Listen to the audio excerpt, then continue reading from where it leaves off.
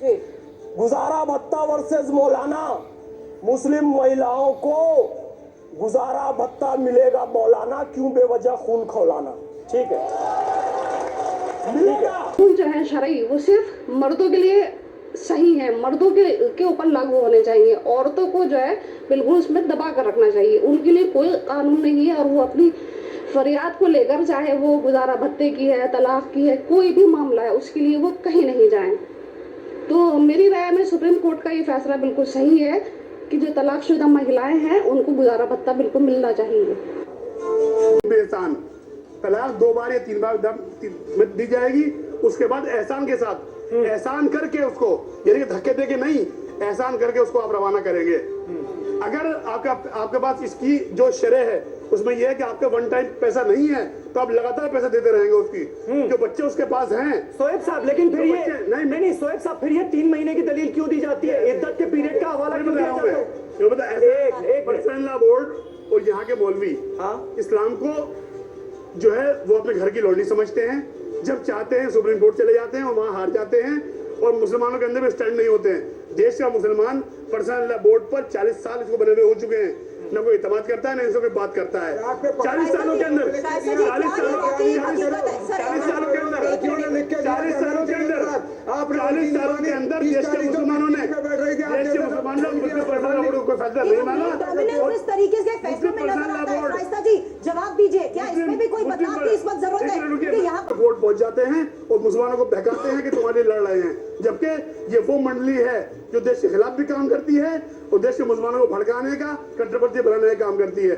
आज फैसला आया है, देश की महिलाएं उसके सम्मान में खड़ी हैं, भत्ता मिलना चाहिए। इस्लाम के अंदर कहीं नहीं है कि भत्ता नहीं दिया जाएगा।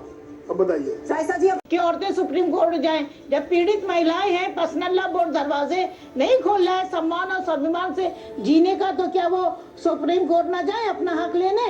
उनको या तो वक्फ बोर्ड से या बैतुल माल से उनको खर्चा दिया जाए, पेंशन दे पर्सनल लॉ बोर्ड, या तो फिर वो भूखी मरे, उनके बच्चे सड़कों पे घूमे, उनको भी जीने का हक है।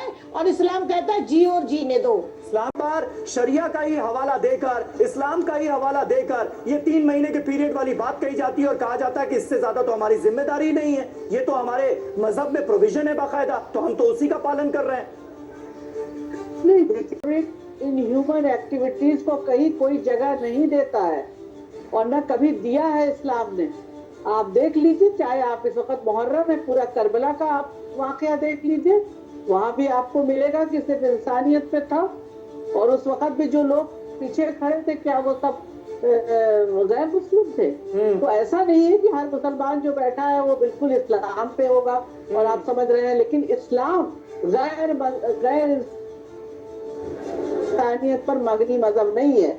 और मुस्लिम पर्सनल लॉ बोर्ड की बात है तो ट्रिपल तलाक से मैं भी मिली थी और मैंने उससे कहा था कि निकाहनामे में आप एक क्लॉज डाल दीजिए, अपने काजी को डायरेक्ट कीजिए कि 3 तलाक इंस्टेंट ट्रिपल तलाक को मतलब ना किया जाए, ना उसमें वो पार्टिसिपेट करे। नहीं ताहिरा जी, लेकिन आज की तारीख में सोचिए, उसके बाद एक कानून बनाया गया 1986 में, और ये कानून में बताया गया कि अगर वो औरत को मिलेगा गुजारा भत्ता, लेकिन इद्दत के पीरियड तक, यानी कि 3 महीने तक।